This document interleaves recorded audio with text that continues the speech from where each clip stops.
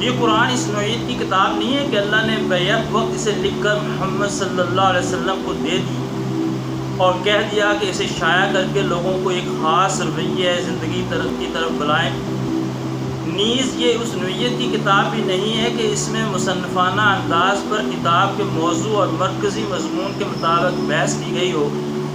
اور یہی وجہ ہے کہ اس میں نہ تصنیفی ترتیب پائی جاتی ہے اور نہ کتابی اسلوب۔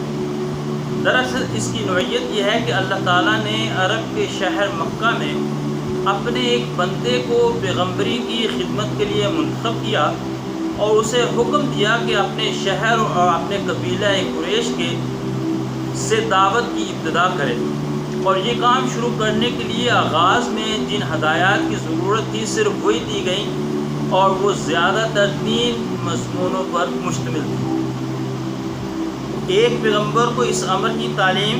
کہ وہ خود اپنے آپ کو اس عظیم الشان کام کے لیے کس طرح تیار کریں اور کس طرز پر کام کریں۔ دوسرے،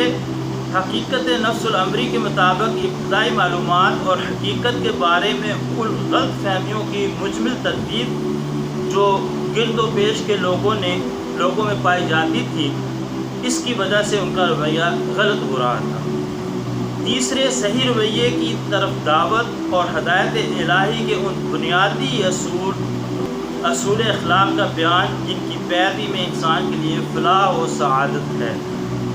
شروع کی یہ پیغامات ابتدائی دعوت کی مناسبت سے چند چھوٹے چھوٹے مختصر بولوں پر مشتمل ہوتے تھے، جن کی زبان نہایت شستہ، نہایت شیریں، نہایت پر اثر اور مخاطب قوم کے مذاق کے مطابق بہترین ادبی رنگ لیے ہوئے ہوتی تھی، تاکہ دلوں میں یہ بول تیر و نشتر کی طرح پیوست ہو جائیں اور کان خود بخود ان کے ترنم کی وجہ سے ان کی طرف متوجہ ہوں، اور زبانیں ان کے حسن تناسب کی وجہ سے بے اختیار ہو کر انہیں دہرانے لگیں۔ پھر ان میں مقامی رنگ بہت زیادہ تھا، اگرچہ بیان تو کی جا رہی تھی عالمگیر صداقتیں، مگر ان کے لیے دلائل و شواہد اور مثالیں اس قریب ترین ماحول سے لی گئی تھی کہ جس سے مخاطب لوگ بھی اچھی طرح مانوس تھے۔ انہی کی تاریخ، انہی کی روایات، انہی کے روزمرہ مشاہد میں آنے والے آثار اور انہی کی اعتقادی، اخلاقی اور اجتماعی خرابیوں پر ساری گفتگو تھی تاکہ وہ اس سے اثر لے سکے۔ دعوت کا یہ ابتدائی مرحلہ تقریباً 4-5 سال تک جاری رہا، اور اس مرحلے میں نبی مکرم صلی اللہ علیہ وسلم کی تبلیغ کا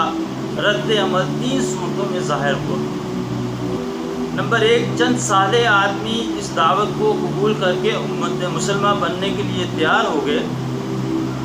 نمبر 2، ایک کثیر تعداد جہالت یا خود غرضی یا آبائی طریقے کی محبت کے سبب سے مخالفت پر آمادہ ہو گئی۔ اور نمبر 3، مکے اور قریش کی حدود سے نکل کر اس نئی دعوت کی آواز نسبتاً زیادہ وسیع حلقے میں پہنچنے لگی۔ یہاں سے اس دعوت کا دوسرا مرحلہ شروع ہوتا ہے۔ اس مرحلے میں اسلام کی اس تحریک اور پرانی جاہلیت کے درمیان ایک سخت جاں غسل کشمکش برپا ہوئی، جس کا سلسلہ 8-9 سال تک چلتا رہا۔ نہ صرف مکہ میں، نہ صرف قبیلہ قریش میں، بلکہ عرب کے بیشتر حصوں میں جو لوگ پرانی جاہلیت کو برقرار رکھنا چاہتے تھے، وہ اس تحریک کو بزور ہٹا دینے پر تل گئے۔ انہوں نے اسے دبانے کے لیے سارے حربے استعمال کر ڈالے،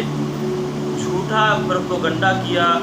الزامات اور شبہات اور اعتراضات کی بوچھاڑ کی، عوام الناس کے دلوں میں طرح طرح کے وسوسہ اندازیاں کی، ناواقف لوگوں کو نبی اکرم صلی اللہ علیہ وسلم کی بات سننے سے روکنے کی کوششیں کی،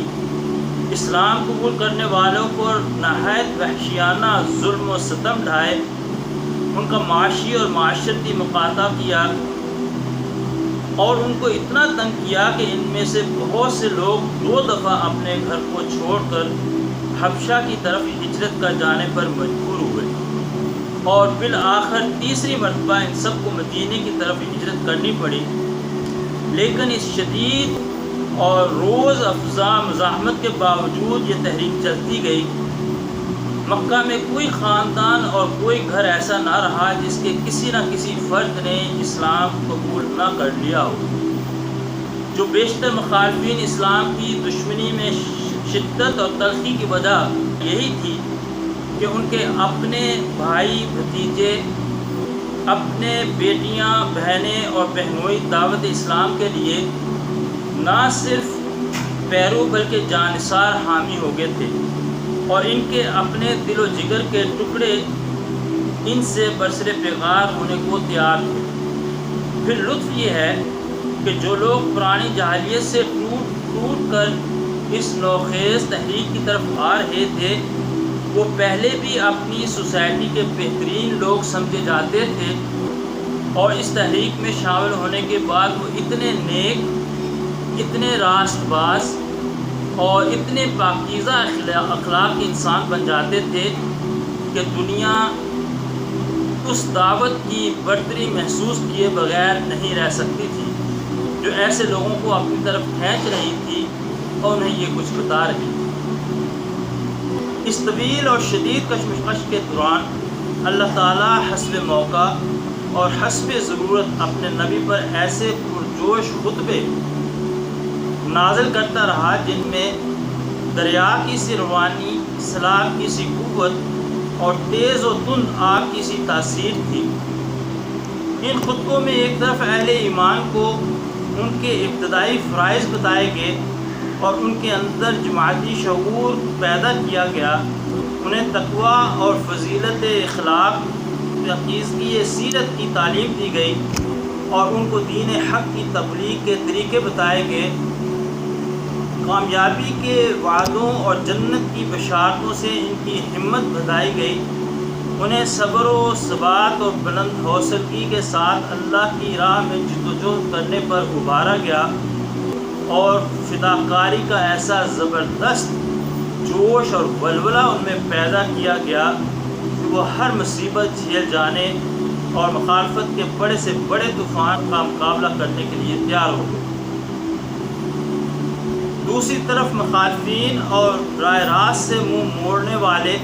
اور غفلت کی نیند سونے والوں کو ان قوموں کے انجام سے ڈرایا گیا جن کی تاریخ سے وہ خود واقف تھے۔ ان تباہ شدہ بستیوں کے آثار سے عبرت دلائی گئی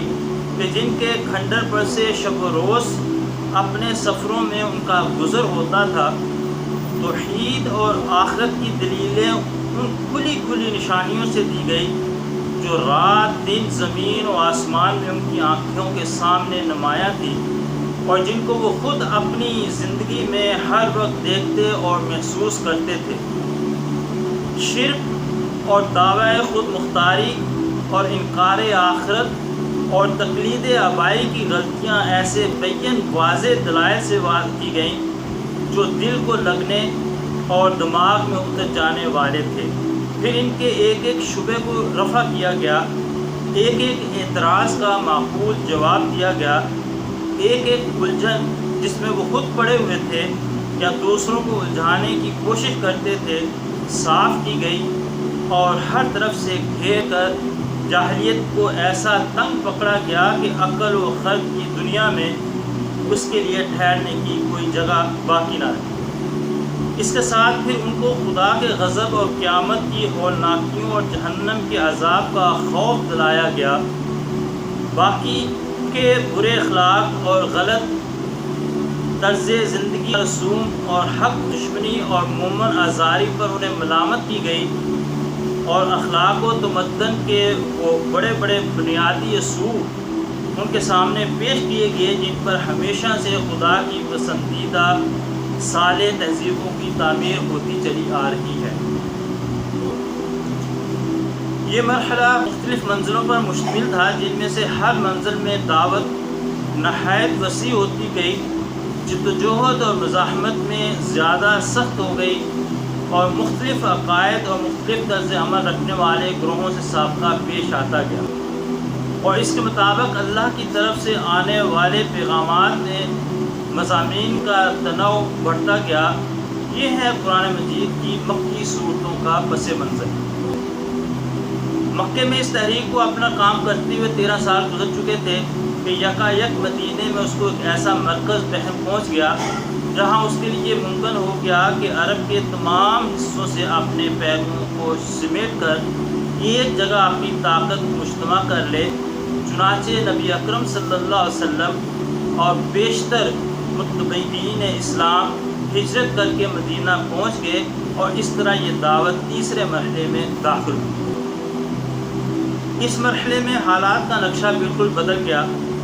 امت مسلمہ ایک باقاعدہ ریاست کی بنا ڈالنے میں کامیاب ہو گئی۔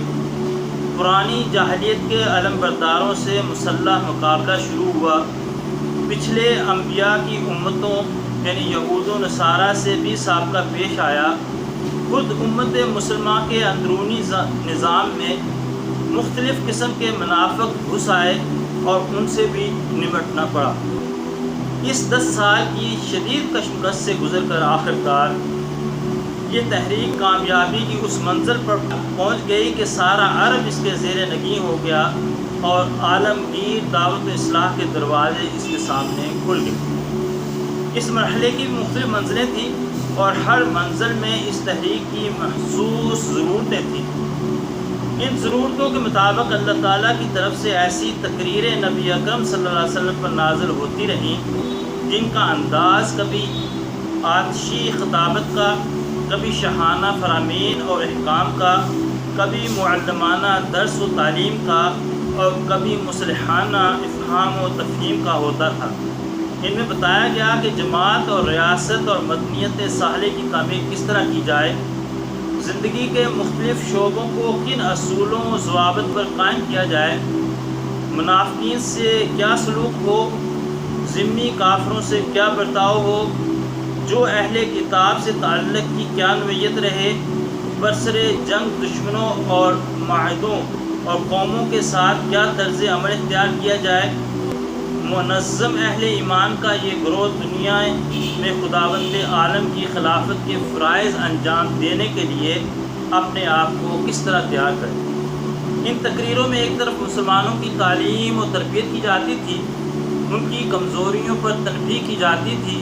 اور ان کو رائے خدا میں جان و مال سے جہاد کرنے پر ابھارا جاتا تھا۔ ان کو شکست اور فتح، مصیبت و راحت، بدحالی اور خوشحالی، امن اور خوف، غرض ہر حال میں اس کے مناسب اخلاقیات کا درس دیا جاتا تھا اور انہیں اس طرح تیار کیا جاتا تھا کہ وہ نبی صلی اللہ علیہ وسلم کے بعد آپ کے جانشین بن کر اس دعوت و اصلاح کے کام کو انجام دے سکیں۔ دوسری طرف ان کو جو دائرہ ایمان سے باہر تھے، اہل کتاب، منافقین، کفار و مشرکین، سب کو ان کے مختلف حالتوں کے لحاظ سے سمجھانے، نرمی سے دعوت دینے، سختی سے ملامت و نصیحت کرنے، خدا کے عذاب سے ڈرانے اور سبق آموز واقعات و حالات سے عبرت دلانے کی کوشش کی جاتی تھی تاکہ ان پر حجت تمام کر دی جائے۔ یہ ہے قرآن مجید کی مدنی صورتوں کا پس منظر۔